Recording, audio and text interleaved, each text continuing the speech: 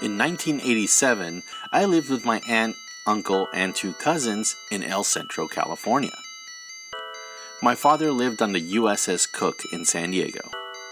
My mother lived in Mexicali with my grandma and newborn brother. On one of my trips back across the border, I took my faker and put him in a flying pose. I stuck him out the window and accidentally dropped him. My aunt and uncle were cool enough to get me a new faker at my favorite toy store, KB Toy. This experience has put Faker in my top 3 Masters of the Universe figures. Let's check them out.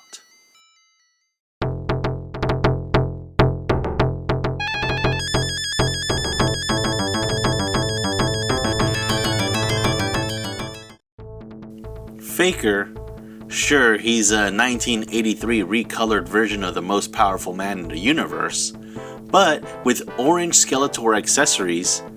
And you know who else was a recolored He-Man? Wonder Bread He-Man. Faker's accessories include an orange Skeletor body armor and orange Skeletor power sword. The sword can work with He-Man's power sword, which got me thinking, if Skeletor can make power swords, why did he need He-Man's? I know, it doesn't have the power. Faker's gimmick is the Power Punch.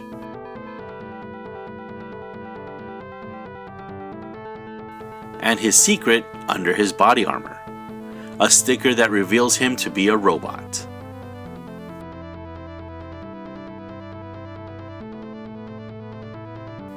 The back of Faker's card has Faker fighting He-Man. It reads, "Faker is no mortal man. He's the evil robot of Skeletor." The prototype version of Faker gave him red eyes, unlike the black eyes on the produced version.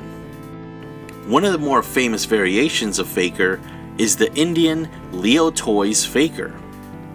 His accessories are a bit different, this time adding the Havoc staff and Skeletor's lower body armor.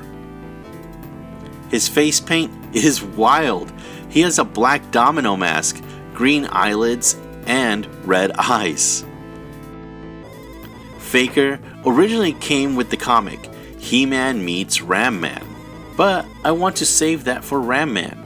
So, let's check out the mini-comic that came with the 1987 hardhead release, The Search for Keldor. The story begins at midnight at the Towers of Eternia. King Randor, Clampchamp, and Prince Adam arrive to meet up with the sorceress. One day a year, for 1 hour, the towers are at their weakest and the sorceress can use its power to look into the past. King Randor is in search of his brother, Keldor. Clampchamp guards over one side while Prince Adam guards the opposite end. Meanwhile, at Snake Mountain, Skeletor plans to ruin the search by bringing in the most evil beings of time and space, Scareglow and Ninjor. Scareglow appears in front of Adam and begins to glow, scaring Adam so much that he can't move. On the other side of the hill, Ninjor launches an arrow at Clampchamp, who catches and breaks the arrow. Clampchamp charges and punches Ninjor before tossing him into Scareglow. With Scareglow distracted, Adam finally transforms into He-Man. The two argue over who will fight the mightiest man in the universe. Back at Snake Mountain, Skeletor has a bad feeling and looks to see what is going on with Ninjor and Scareglow, only to find out that He-Man has taken care of them. He then checks out King Randor and realizes that he's about to find out the secret of Keldor. He takes Faker with him to stop King Randor and the sorceress from finding out the secret. The sorceress gives Randor power, but is now too weak to defend both of them from Faker and Skeletor. She summons He-Man, who is with Clampchamp, as they finish beating up Ninjor and Scareglow. He-Man runs off, and just then, Faker was about to get the Sorceress. Randor breaks the power struggle with Skeletor and launches his scepter at Faker. It goes through the android, and Skeletor finds his chance to destroy Randor. He-Man comes from behind Skeletor and lifts him. Skeletor blasts He-Man's chest. He-Man then tosses Skeletor at the Eternia Tower, which snatched Skeletor with its mouth. Skeletor melts away, promising to conquest Eternia later.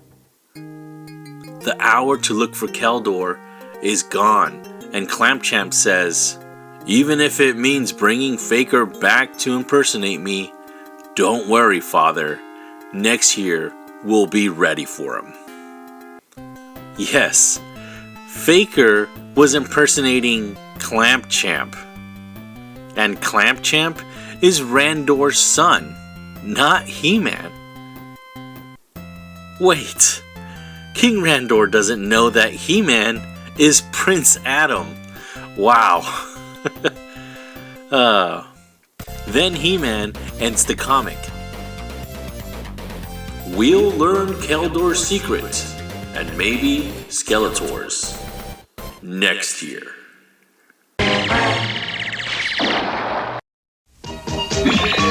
He-Man will be back right after these messages. I, Skeletor, created you to destroy He-Man. You did? You're Faker. You look like He-Man, only you're evil. Evil.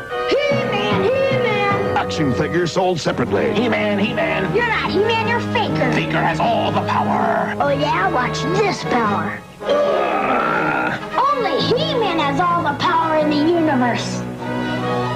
Faker, He-Man, and Skeletor from the Masters of the Universe collection. Each sold separately from Mattel.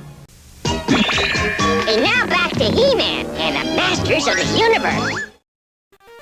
Faker was in one episode of He-Man and the Masters of the Universe, The Shaping Staff, written by Paul Dini, famous for writing Batman the Animated Series.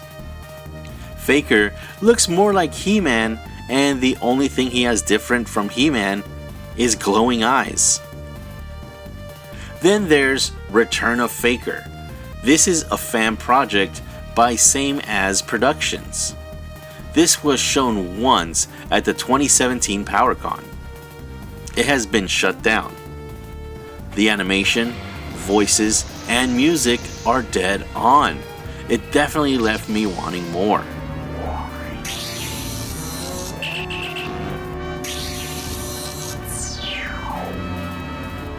Faker is and always has been my favorite figure in the line. After I told my cousin the story of how his mom bought me a second Faker, I received a package in the mail. It was another Faker. So that family has gotten me 2 Fakers. Then there's the Masters of the Universe Origins Faker, released in 2021 for Wave 5. He's not perfect with his clown orange hair, but still a great figure. Instead of a sticker, Origins Faker has the robotics printed on his chest. Just like all the Origins figures, there's artwork on the back of the card.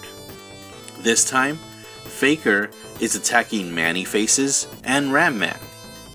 The card reads, "The robotic replica Faker lures the heroes of Eternia into deadly traps." There's even a PowerCon exclusive Origins Leo Toys Faker with his own tiger, Duplicat, copied from Joe Amato's fan custom. Copycat. What's next? Trotbot, Stinky Puss, or Trap Cat? Lastly, there's a Faker in the Masters of the WWE Universe, John Cena Faker. Now obviously, this is the doppelganger of John Cena. I originally thought that the Origins version would be closer to this, made with clear blue plastic. Now that would have been cool. Faker is just a reuse of parts. he has nothing original to him besides color. He doesn't have much in the form of background either, yet somehow he remains one of the most beloved and popular characters in the Masters of the Universe.